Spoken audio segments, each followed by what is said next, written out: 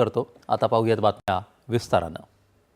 भारताच्या उपराष्ट्रपतीपदासाठी आज निवडणूक होत असून सकाळी 10 वाजता मतदानाला सुरुवात झाली आहे।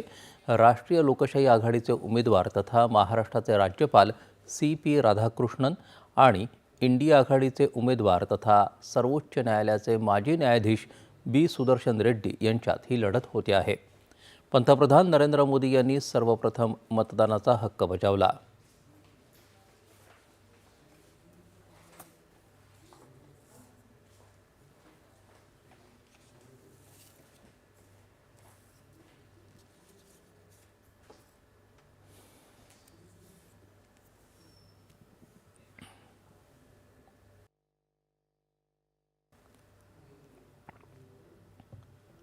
संध्याकाळी 5 वाजेपर्यंत उपराष्ट्रपतीपदाच्या निवडणुकीचं मतदान होणार आहे। संध्याकाळी 6 वाजता मतमोजणी सुरू होईल। त्यानंतर तासाभरात निकाल अपेक्षित आहे।